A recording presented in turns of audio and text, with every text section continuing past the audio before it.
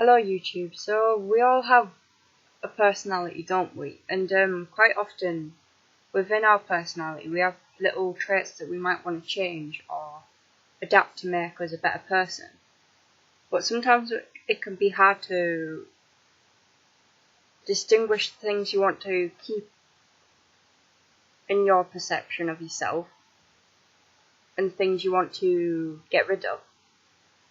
So I was just thinking now about a good way that you can do this, and obviously it's not going to work for all aspects of your life because you have different personalities depending on the different situations you put into. Or maybe they're all your personality but it's just a different part of you coming through. So I'm just going to explain what I was thinking about. So if you imagine yourself in a room and there's like lots of people in that room, but make all them other people you. So all them people are you, parts of your personality essentially. And I guess this would be easier to do in like a meditation or something like that, sometime when you're not going to have too much judgment about the whole thing, where you're just going to be able to observe it. But like you'd be able, it would be like looking at yourself from an outsider perspective, wouldn't it? It would be like getting an outsider perspective on the things you do in your life and being able to change them for the better. Yeah, it's just an idea. Like, I don't know if it'd work, but might as well put it out there, isn't it? Yeah.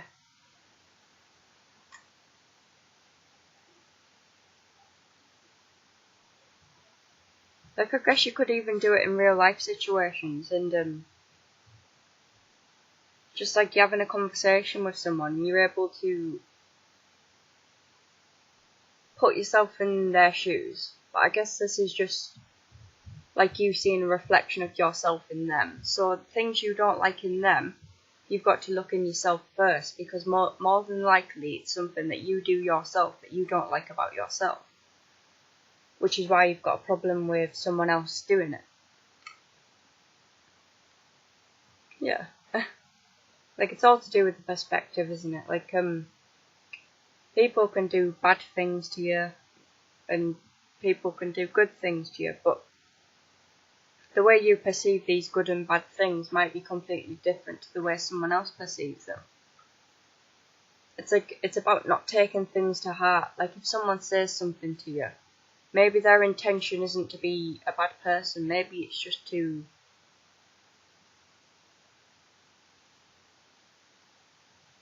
maybe it's just something within themselves that they're trying to deal with and they're having to take it out on you. I don't know, I'm just sort of free talking right now, just saying what's coming into my mind, so yeah. I mean, it's all to do with psychology, isn't it? And the way we perceive ourselves and the way we perceive the world, and I mean, even the way you perceive the world is just a reflection of yourself. It's not got anything to do with anything external to you, because different circumstances arise in our lives all the time, and the way you deal with that is not to do with the situation, because if it was to do with the situation, then everyone would have the same reaction to all the different situations we have in our lives, but we don't. It's like some people get angry, some people lash out, some people just smile and say, let's start again. And then the people who just smile and say, let's start again, they often are into meditation and things like that, and just about accepting whatever comes to them in the moment.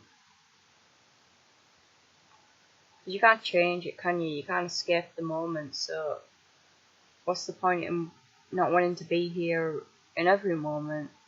Because you're going to be here in every moment, whether you like it or not. So whenever you're not enjoying something as much as you feel you should be, just say that I'm here and I'm thankful, and I unless there's nothing in your power that you can do to escape the moment and you really don't want to be there, then you might as well just accept it. Just accept everything that life throws at you, and obviously question it, and question how, like, if you react badly to a situation, question it and look at yourself and say, how could I perhaps help myself, my future self, be able to cope better in these sorts of situations and maybe even enjoy them more. Because the way you see the world now isn't going to be the way you see the world for the rest of eternity or the rest of your life.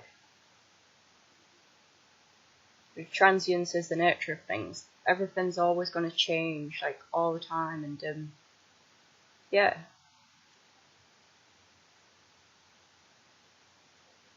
It's like nature. Nature doesn't stop when it gets to an obstacle.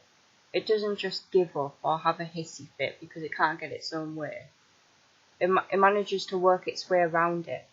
For example, if a tree is growing its roots and there's a rock in the ground, the tree's not going to just stop growing its roots at that rock, because then it's going to be lacking in the nutrients it needs in order to grow even taller above the ground. It's going to end up finding a way around the roots, I guess it would try to go through the rock first, but when that doesn't work, it'll naturally look for other ways to defeat the object, to keep on growing and to keep on thriving in order to get the nutrients it needs in order to grow. And if humans were more like trees, then we'd have an infinite amount of possibilities in our lives. We'd never be held back by anything, would we?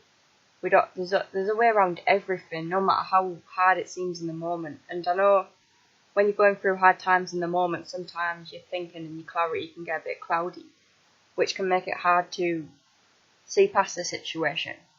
Which is why taking you away from it mentally, like, you don't necessarily have to leave it physically, but leaving the situation mentally, and then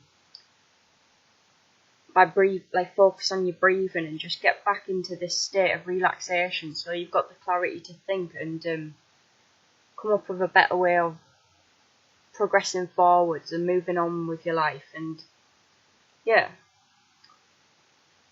I think that's quite a good way to look at things, like just having an optimistic approach to everything, because deep inside, you know, your higher self knows that you're capable of this, and if you're gonna fight against it within your reality, then that's going to create resistance, isn't it, with your higher self, and you're going to start having like panic attacks and things like that, and you're not going to feel like you can cope with life. But you can always cope. Your higher self knows what you need. If you can just learn to listen to it and connect with it more on a deeper basis and even a more regular basis, then you'll eventually start to see that all the little things that happen in your life, they're not important at all. They're just lessons you've got to learn in order to grow spiritually and individually and socially and all the different ways you can possibly grow. Yeah. I think that's all I want to say in this video. So if you've got any comments or ideas, just leave them down in the comment section below, and I'll be reading the majority of them, if not all of them. And yeah, have a nice day. Thanks for watching, and bye.